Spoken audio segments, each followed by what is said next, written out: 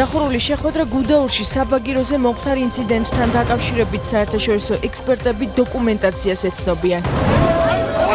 საპროტესტო აქცია დმანისში მოქალაქეები RMG Gold-ის ტერიტორიაზე შეიჭრნენ, რა სითხოვენ აქციის მონაწილეები.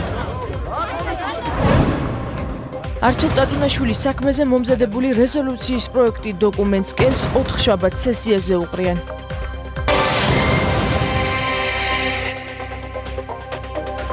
კიდევ ერთხელ მოგესალმებით, მოამბეს 15 საათზე მარიამ ვაშაძე წარმოგიდგენთ. სტეფანწმინდის რაიონში ვეთფრენი დაზიანდა. ეკონომიკის სამინისტროს ინფორმაციით ავიაკომპანია ავიასერვისის ვეთფრენი, რომელიც ფრენებს სტეფანწმინდის რაიონის არხალხის ხეობაში ასრულებდა 2700 მეტ სიმაღლეზე და ფრენისას ჯერ დაუდგენელი მიზეზების გამო დაზიანდა.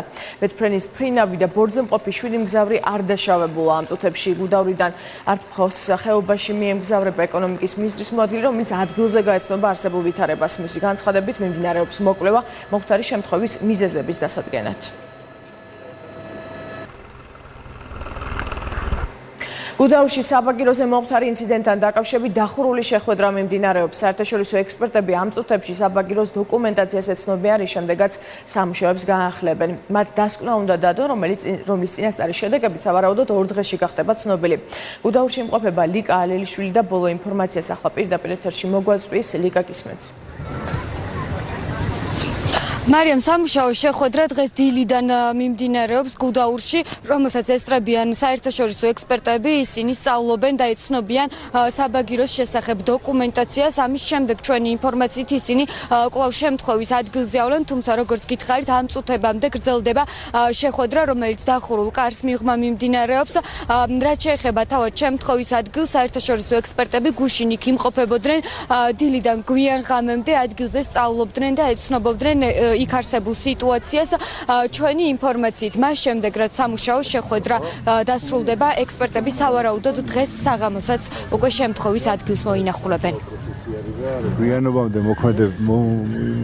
მიმდინარეობდა მოკვლევა ადგილის და თვითონ ამ საოპერატორო ჯიხურის. შემდეგ სადღაც დილის 4 საათამდე მიმდინარეობდა უკვე მუშა შეხვედრა და ჯერჯერობით მიმდინარეობს ამ დოკუმენტაციის გაცნობა. როდესაც დასრულდება ამ დოკუმენტაციის გაცნობა, იმის შემდეგ შეგვიძლია უკვე ალბათ რაღაცა კონკრეტული პასუხის გაცემა. არ მომხდარა და არც ხდება ესეთი შემთხვევა, შესაბამისად, სანამ არ გვექნება საბოლოო დასკვნა და პასუხი, მანამდე ვერაფერზე ვერ გაგცემთ პასუხს. მთის კურორტების განვითარების კომპანიის ინფორმაციით გუდაურში ამ დროისთვის გარდა ერთი გაფუჭებული ავარიული საბაგიროსა, რომელზეც შემთხვევა მოხდა, ყველა საბაგირო, სამეტივე საბაგირო ამ დროისთვის მუშაობს სრული დატვირთვით. მე შეგახსენებთ, რომ შემთხვევა გუდაურის საბაგიროზე 16 მარტს მოხდა, შედეგად კი 11 ადამიანი დაშავდა. მადლობთ ლიკა. გუდავრიდან ლიკა ალელიშვილი გვერდებოდა. გუდაურში დაშავებული 4 ტურისტი ამ დრომდე ხუდუშაურის კლინიკაში რჩება. ერთ-ერთი მათგანი კლინიკიდან დღეს გაეწერება. ჯანდაცვის მინისტრის მოადგილის განცხადებით, ყველას ჯანმრთელობის მდგომარეობა სტაბილურია. რაც შეეხება Medical Georgia-ში მოთავსებულ კიდევ ერთ ტურისტს, როგორც სოფრომაძემ განაცხადა, მის ჯანმრთელობის მდგომარეობაც სტაბილურია და სამედიცინო დაწესებულებიდან რამდენიმე დღეში გაეწერება. ჯანდაცვის მინისტრის მოადგილესთან ერთად დაშავებულები დღეს ტურიზმის ეროვნული ადმინისტრაციის ხელმძღვანელმაც მოინახულა. შვედი ქალბატონის მდგომარეობა იმითი არის საყურადღებო, რომ ის გახლავთ 15 კვირის ორსული, თუმცა არანაირ გართულებას ადგილი არ აქვს.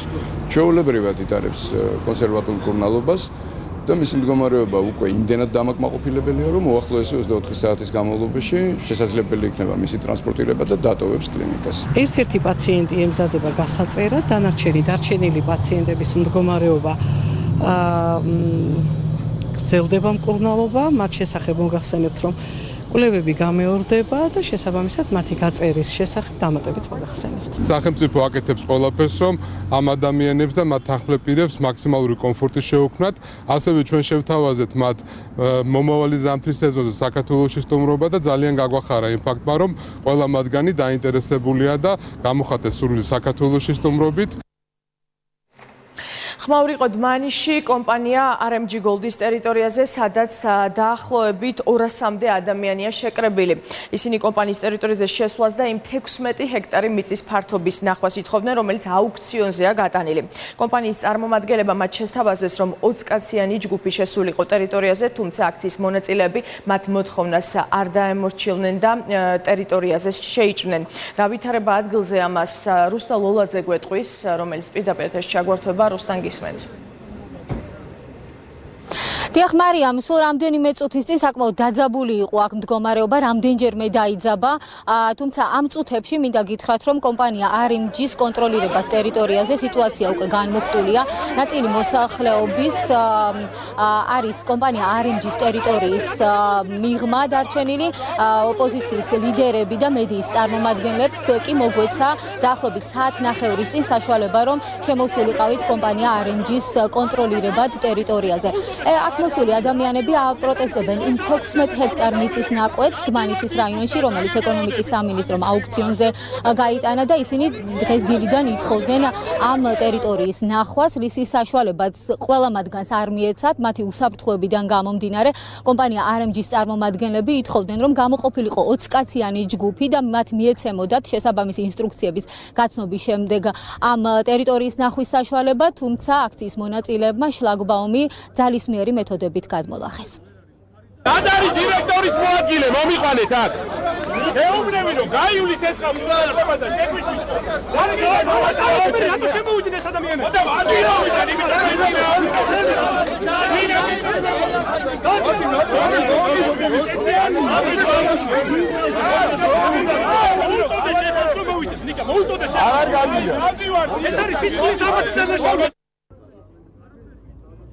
მოგვიანებით კი კომპანია RMG-ს ხელმძღვანელობასა და აქციის მონაწილეებს შორის შედგა მოლაპარაკება, დაახლოებით 30-კაციანი ჯგუფი, მათ შორის მედიის წარმომადგენლებსაც მოგვეცა აქ შემოსვლის საშუალება შესაბამისი უსაფრთხოების ზომების დაცვით. ჩვენ რამდენიმე ადგილზე გავჩერდით, აქციის მონაწილეები აცხადებდნენ, რომ ეს არ არის ის ტერიტორია, რომელიც აუქციონის წესით გამოტანილი აქ ხელისუფლებას. ისინი ამტკიცებენ ამ დრომდე, რომ კომპანია RMG, სადაც ასრულებს სამუშაოებს, ეს მათი სალიცენზიო ტერიტორია არ არის. ისინი უკანონოდ არიან აქ შემოჭრილი და მოითხოვენ ამ ტერიტორიის მათგან დატოვებას. თუმცა საპირისპიროს აცხადებს კომპანია RMG-ს დირექტორის მოადგილე, ის აცხადებს, რომ კომპანია, სადაც ასრულებს სამუშაოებს, ის არის მის სალიცენზიო ტერიტორია. მათ სპეციალისტებიც მოიყვანეს დღეს, აქ არიან ეკონომიკის სამინისტროს წარმომადგენლები, გეოდეზისტები და სპეციალური მოწყობილობით ამ დრომდე არყვევენ თუ სად ვიმყოფებით ამ წუთებში ჩვენი გადამღები ჯგუფიც, ეს არის კომპანიის სალიცენზიო ტერიტორია თუ ის 16 ჰექტარი მიწის ტერიტორია, რომელიც ეკონომიკის სამინისტროს აქვს გამოტანილი აუქციონის წესით. კიდევ ერთხელ ნათლად დადასტურდა, რომ თავიდან ბოლომდე პირწმინდად ეს არის დანაშაულებრივი კომპანია RMG, რომლის უკანაც მთელმა ქვეყანამ იცის, რომ დგას ბიძინა ივანიშვილი. ეს არის ის კომპანია, ვინც ააფეთქა 2015 წელს საღტრისი. დღეს აფართოვებს მის საქმიანობის არეალს და ეხლა ვარ ჩვენ ტერიტორიაზე და ვხედავთ აი ამ 16 ჰექტარ ტყეს აპირებს რომ 15,000 ლარა წაიღოს სახში. ჩვენ ეხლა ვიმყოფებით იქ, სადაც რაზეც არის გამოცხადებული ტენდერი. აი ეხლა რუკით ესე ჩანს, უზემ რუკას ვეღარ ხედავენ, ვერაფერს ვეღარ ხედავენ, თვალები აღარ აქვს. დაეხურათ, ჩვენ ბოლომდე მივიყვანთ ამ საქმეს. აუქციონში მონაწილეობას ვიღებთ, აუცილებლად გავყვებით ბოლომდე და აი ამ ნაგვის გატანა მოუწევს აქედან RMG Gold-ს. ჩვენ ამოვიყვანთ სპეციალისტებს, რომლებიც დეტალურად დაასაბუთებენ უკვე ამ ყველაფერს და შესაბამისად ამაზე უზარმაზარი ჯარიმა ექნება გადასახადებული ამ კომპანიას. ეს ჩვენი სალიცენზიო ტერიტორია. ეს არ არის სახელმწიფო სალიცენზიო ტერიტორია. სახელმწიფო სალიცენზიო ტერიტორია, ანუ ის ტერიტორია, რომელიც აუქციონზე უნდა გამოვიდეს, არის ჩემს უკან. მოგეხსენება და ხედავთ, მე მგონი და თუ ამ ადამიანებს აქვთ თვალები ფართოდ გახერლილი, უნდა დაინახონ, რომ არანაირი სამუშაოები არ მიმდინარეობს. მაგრამ ნუ ეხა ამ გაუთავებელ რაღაც დემაგოგიაში ჩვენ მონაწილეობას არ ვაპირებთ. არც ერთ ნორმალურ და ცივილიზებულ ქვეყანაში ბიზნესი არ დებატობს არც ხელისუფლებასთან, არც ოპოზიციასთან. არ ვაპირებთ ჩვენ. ეს არის კლასიკური დემონსტრირება იმისა, რომ ეს ადამიანები ებრძვიან საქართველოში დამოუკიდებელ ბიზნესს.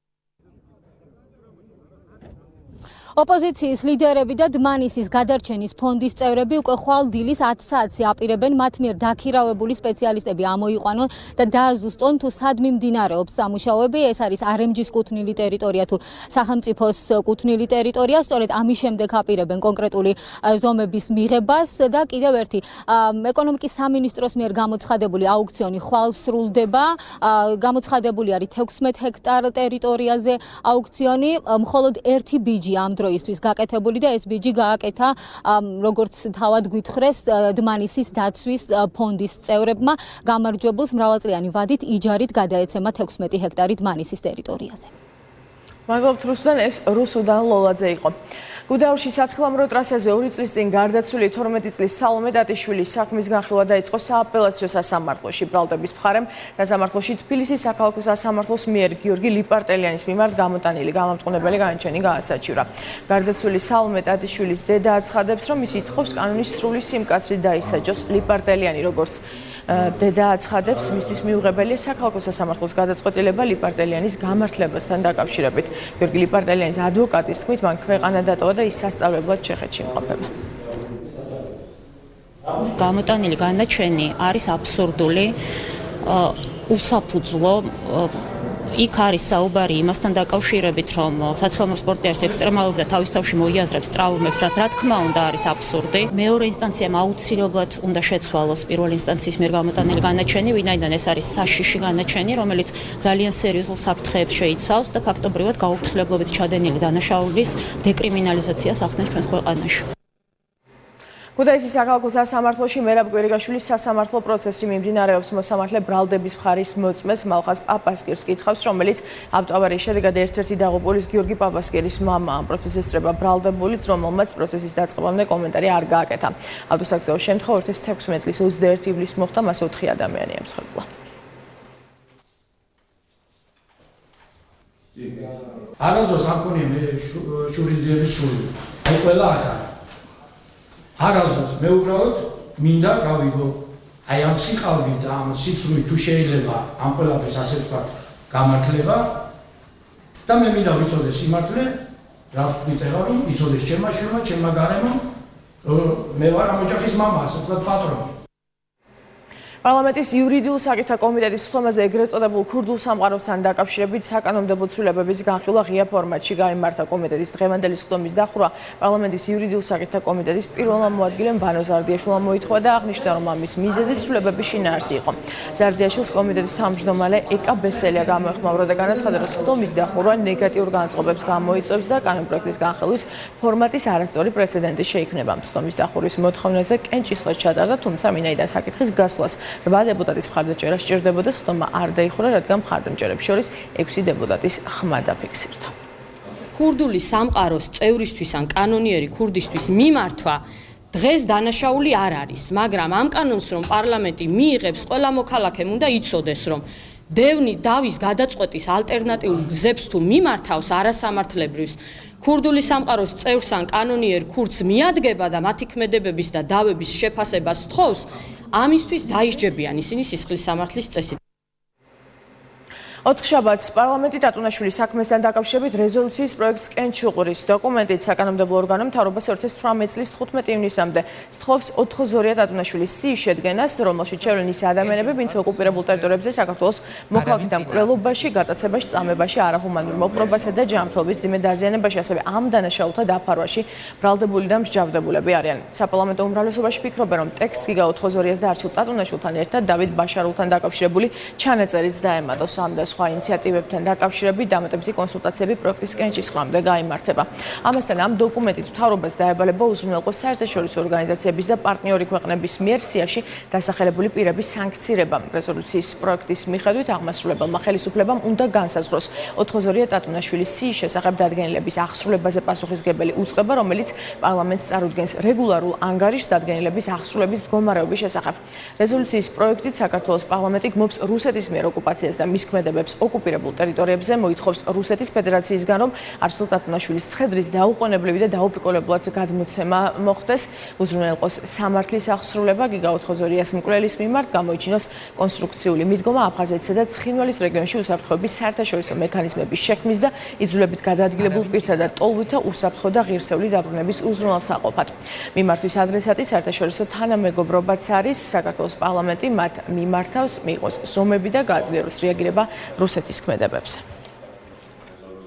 სია მოგცევს იმის საშუალებას, რომ კიდევ უფრო აქტიურად მივიღოთ პრევენციული ზომები ჩვენი მოქალაქეების ინტერესების დასაცავად და მათი უფლებების დასაცავად.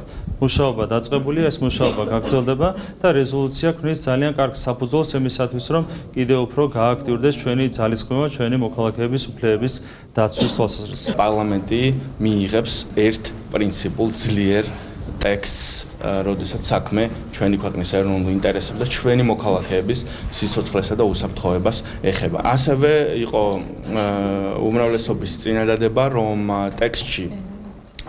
ტექსტში გაკეთდეს პრინციპული ჩანაწერი დევნილების დაბრუნებასთან დაკავშირებით და მაღალი ალბათობით ეს ჩანაწერიც ტექსტის საბოლოო ვერსიაში იქნება ასახული. ჩვენი ამოცანა არ ყოფილა რომ შევადგინოთ პოლიტიკური სია, რომელსაც შემდეგ ვაფრიალებთ. ჩვენი ამოცანა არის რომ ეს იყოს სია ნამდვილად იმ ადამიანების, ვისაც მიუძღვით დანაშაული, კონკრეტული დანაშაული ჩვენი მშვიდობიანი მოსახლეობის წინააღმდეგ. ამიტომ ბუნებრივია სია უნდა გააკეთოს მთავრობამ და არა პარლამენტმა. მთავრობაში არსებობენ შესაბამისი უწყებები, ეს არის შინაგან საქმეთა სამინისტრო, ეს არის სახელმწიფო უშიშროების სამსახური, ძალიან მნიშვნელოვანი იქნება საგარეო საქმეთა სამინისტროს როლი ჩვენს პარტნიორებთან მუშაობაში სანქციების რეჟიმში. იმისთვის, რომ ჩვენ არ გვიწევდეს პარლამენტში მუდმივად მსგავსი რეზოლუციების ტექსტების ჯელობა, საჭირო არის პოლიტიკური დოკუმენტის მიღება, სადაც ჩაიდება გრძელვადიანი მიზნები და ამოცანები, მათ შორის რუსეთზე პოლიტიკური ზეწოლის გაზრდის თვალსაზრისით. საკონსტიტუციო ცვლილებებს მესამე მოსმენით იურიდიულმა კომიტეტმა მხარი დაუჭირა. კომიტეტის ხდომაზე დეპუტატებს საკონსტიტუციო ცვლილებების შინაარსი პარლამენტის თავმჯდომარე მირაკლი კობახიძემ გააცნო.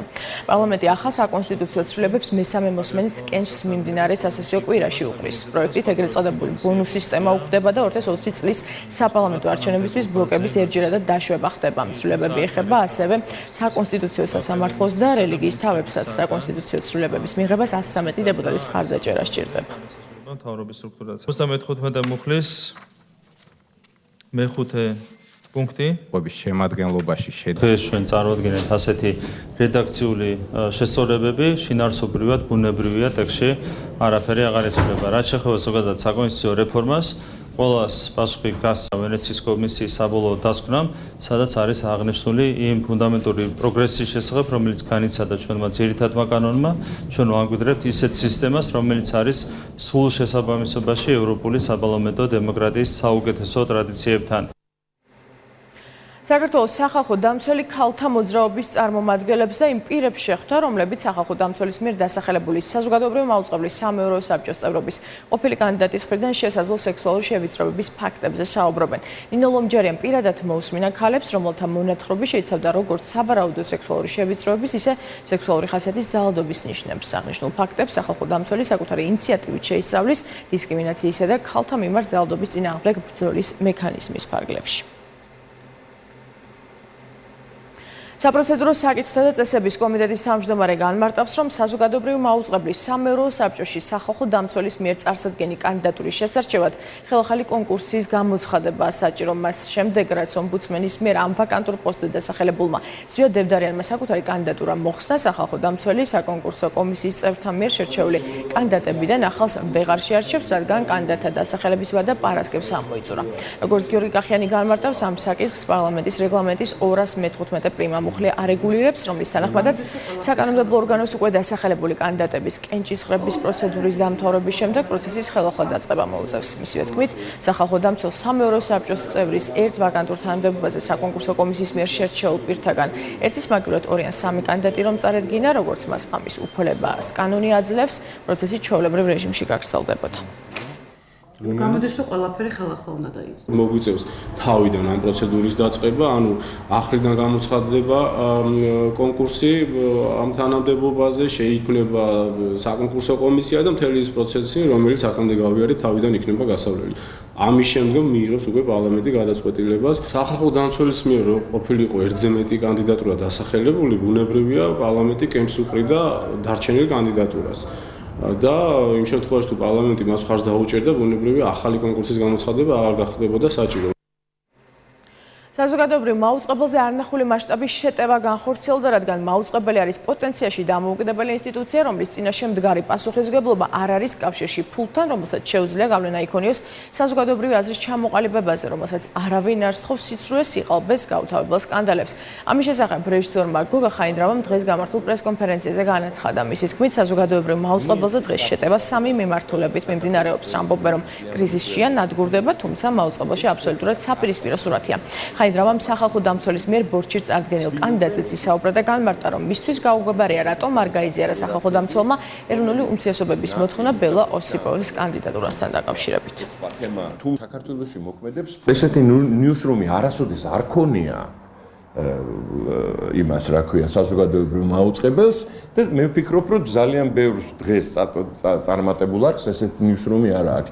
იმ გადაცემების ციკლი, რომელიც ჩაერთვა, მეტყველებს იმაზე, რომ ეს არხი ვითარდება, პარლამენტსაც მიმართეს, საზოგადოებასაც მიმართეს ამ ორგანიზაციებმა, 70-მა ორგანიზაციამ და თქვა, რომ ჩვენი არჩევანი არის ქალბატონი ოსიპოვა. არა, ლომჯარიამ წარადგინა დევდარიანი, რომელიც ქალთა უფლებების დამცველია თურმე. ახალი საგადასახადო ინიციატივის შესახებ მცირე ბიზნესის წარმომადგენლებისთვის ინფორმაციის მიწოდების მიზნით ფინანსთა სამინისტრო რეგიონებში საინფორმაციო კამპანიას განაგრძობს. ფინანსთა მინისტრმა დღეს ახალ საგადასახადო ინიციატივაზე თელავში ისაუბრა. მამუკა ბახტაძის განცხადებით, საგადასახადო ინიციატივა განკუთვნილია საქართველოში მცირე მეწარმეობის წახალისებისთვის და ითვალისწინებს დაბეგრის შეღავათიანი საგადასახადო რეჟიმის შემოღებას. ახალი რეჟიმი შეეხება 100,000-მდე მეწარმე ფიზიკურ პირს. საჯარო განხილვების შემდეგ დოკუმენტი განსახილველად საქართველოს პარლამენტს გადაეგზავნება. მოდელი ეს არ ეხებოდა ფიზიკურ პირებს და გოქროს ბატონი მინისტრი დღეს გაგვაცნობს ყველაფერს. მცირე და საშუალო მეწარმეებს გავაცანით ჩვენი ახალი საგადასახადო ინიციატივა, მათგან მოვისმინეთ დამატებითი რეკომენდაციები, თუ როგორ შეიძლება კიდევ უფრო დავხვეწოთ ჩვენი ახალი საგადასახადო რეფორმა. რა თქმა უნდა, კახეთისთვის აღნიშნულ ინიციატივას აქვს ძალიან დიდი პრაქტიკული მნიშვნელობა. საქართველოს პარლამენტის თავმჯდომარე კვიპროსელ კოლეგას დიმიტრი სილურისის შეხვდა მხარებმა შეხვედრაზე საქართველოში გატარებულ რეფორმებზე, ქვეყნებს შორის ურთიერთობებზე, ოკუპირებულ ტერიტორიებზე, ასევე ტურიზმსა და ეკონომიკაზე ისაუბრეს. ირაკლი კობახიძემ ხაზი გაუსვა, რომ კვიპროსის რესპუბლიკის პარლამენტის თავმჯდომარის საქართველოში სტუმრობა ისტორიულია, რადგან დღემდე ამ დონის ვიზიტი არ გამართულა. თავის მხრივ დიმიტრი სილურისმა აღნიშნა, რომ საერთაშორისო დონეზე ქვეყნების თანამშრომლობა მნიშვნელოვანია, მათ შორის იმ საკითხების გარშემო, რაც საქართველოს ევროინტეგრაციას ეხება. ამასთან კვიპროსელმა სტუმარმა განაცხადა, რომ კვიპროსში ამას რეგიონში ქართული მონასტერი აშენდება.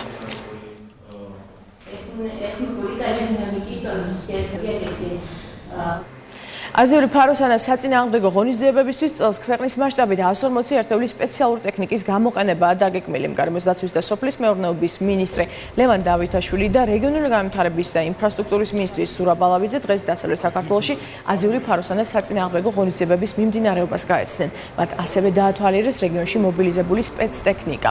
მინისტრის თქმით, უკვე მობილიზებულია ღონისძიებებისთვის საჭირო სხვა საშუალებები და პრეპარატები, რომლებიც რეგიონების მიხედვით განაწილდება.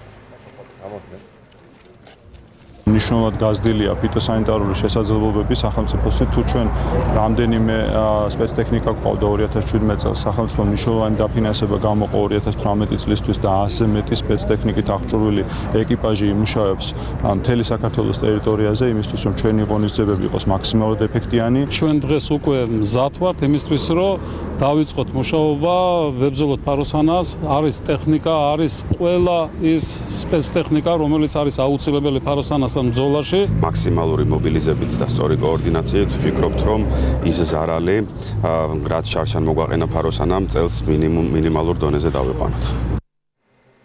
პირველ ივნისამდე თურქეთიდან საქართველოში კარტოფილის შემოტანა აიკრძალა. განკარგულებას ხელი პრემიერ-მინისტრმა გიორგი კვირიკაშვილმა მოაწერა. სურსათის ეროვნული სააგენტოს განმარტებით ეს დროებითი ზომა, რათა არ მოხდეს საქართველოში კარტოფილის კიბოს გავრცელება. თესვის სეზონის დასრულების შემდეგ კი აკრძალვა მოიხსნება.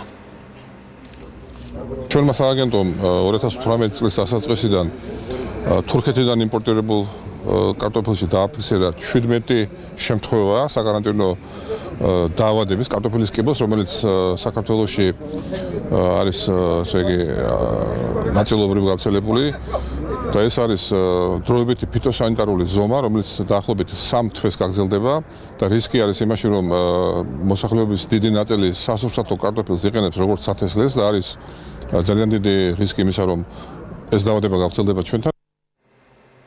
სამართლიანი არჩევნების და დემოკრატიის საერთაშორისო საზოგადოებამ 2017 წლის ადგილობრივი თვითმმართველობის არჩევნების მონიტორინგის საბოლოო ანგარიში წარმოადგინა.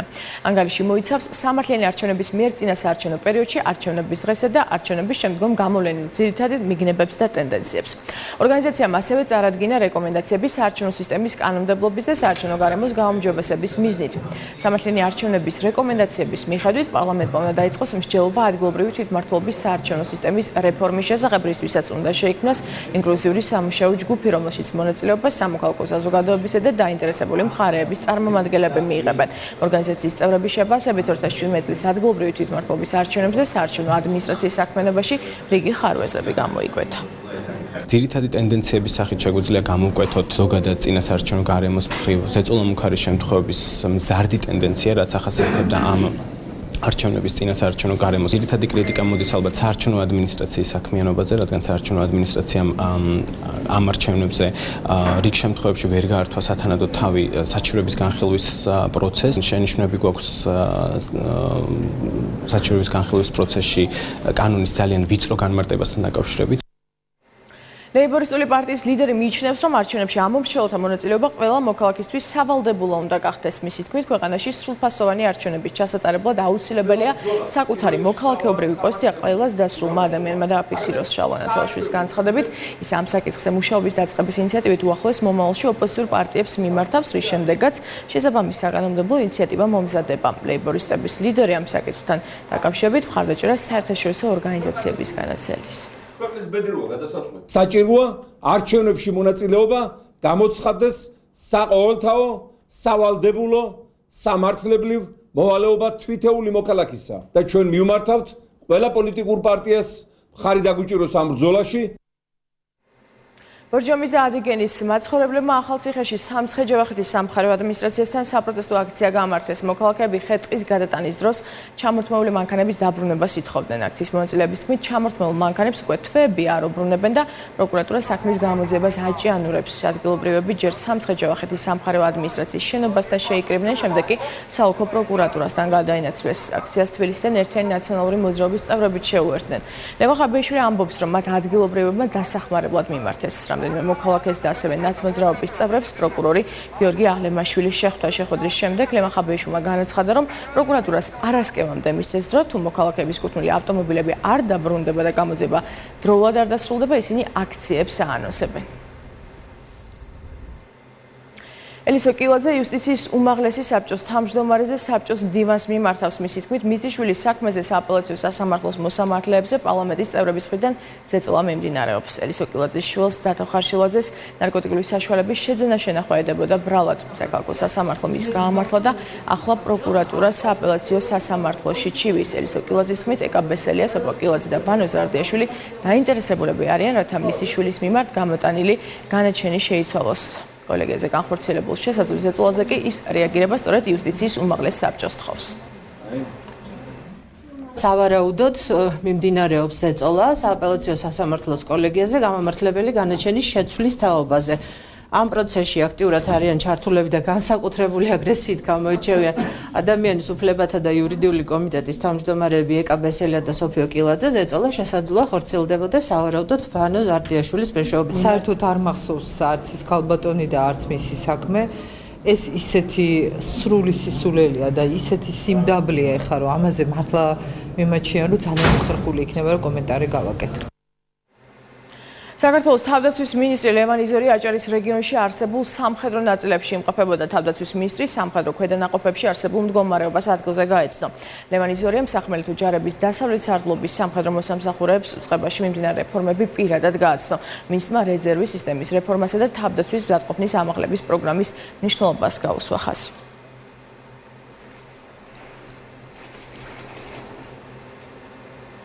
ორ 2013-2017 წლებში აჭარის მთავრობის მიერ პირდაპირ მიყიდვის წესით სიმბოლურ ერთლარად 8 მნიშვნელოვანი ობიექტი გასვრისდა, თუმცა უმრავლესობამ ნაკისრი ვალდებულების შესრულება ვერ მოახერხა. ნათქვამია კვლევის შედეგებში, რომელიც დღეს საერთაშორისო გამჭვირვალობა საქართველოს ბათუმის ოფისმა გამოაქვეყნა. კვლევის თანახმად, კითხვით ნიშნებს აჩენს და საყურადღებოა ის ფაქტიც, რომ 8 იურიდიული პირიდან, რომელთაც ქონება პირდაპირ მიყიდვის წესით გადაეცათ, 4 რეგისტრირებულია ხელშეკრულების გაფორმებამდე, რამდენიმე თვით, ერთი კი რამდენიმე დღით ადრე. საერთაშორისო გამჭვირვალობა საქართველოს რეკომენდაციით აუცილებელია ინვესტორის შერჩევა კონკურენტულ გარემოში, მათ მიერ აღებული ვალდებულებების ეფექტური მონიტორინგი და ერთლარად ობიექტის გასხვისების დროს მყიდველის შერჩევის ზუსტი კრიტერიუმების დადგენა. ნაციონალური მოძრაობის ფრაქციის მეხუთე ჩაშლილის სხდომა საკრებულოში მერის სატრანსპორტო და იურიდიული სამსახურის ხელმძღვანელები, რომელთაც ოპოზიციური პარტია ელო და საკრებულოში არ გამოცხადდნენ. ნაციონალურ მოძრაობას შეკითხვები ჰქონდა პარკირებასთან დაკავშირებით, რას აპირებს მერია სიტი პარკთან ხელშეკრულების გაწყვეტის შემდეგ გაძვრდება თუ არა პარკირების საფასური, ვინ გადაიხდის ჯარიმას იმ შემთხვევაში თუ მერია კომპანიასთან სასამართლო დავას წააგებს და სხვა შეკითხვები. პარტიაში ამბობენ, რომ ბოიკოტის რეჟიმით მერია უხეშად არღვევს კანონს და საკრებულოს რეგლამენტს. უმრავლესობა კი აცხადებს, რომ მიღებულია პოლიტიკური გადაწყვეტილება, რომ არის თანამშრომლობ ძალებთან, რომლებიც პოლიტიკური შოუს დადგმას გეკმავენ. Georgian Water and Power-ი ტაბახმელასა და წავკისის მიმართულებით წყალსადენის ახალ სისტემას აწყობს. აღნიშნული ქსელი, როგორც თბილისის ზედა ზონებს, შინდის წავკის და ტაბახმელას, ისე წალისის რაიონში პრიმერა გოლფის მოედანს 24 საათიანი სტაბილური წყალმომარაგებით უზრუნველყოფს. პროექტის ფარგლებში კომპანია 7 კილომეტრის სიგრძის წყალმომარაგების ახალ სისტემას მოაწყობს. დღეს მიმდინარე სამუშაოებით Georgian Water and Power-ის წარმომადგენლება დაათვალიერეს.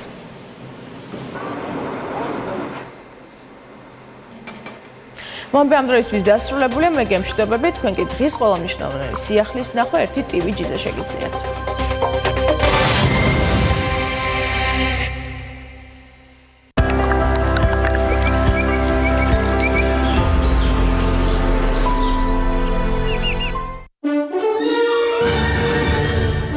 პირველი არხი და მსოფლიოს საუკეთესო სტუდიები წარმოგიდგენთ.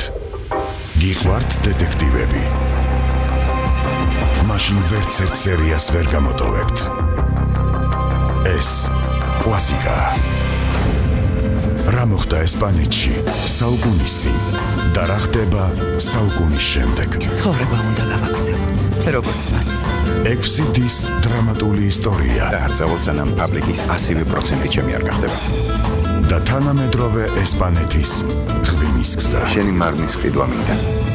თავბრუდამხვევის სიყვარული სამბის რიტმში. დიდი ხნის განშორების შემდეგ ბრაზილიაში დაბრუნდებით და ყოველ საღამოს მზის ამოსვლას დაელოდებით.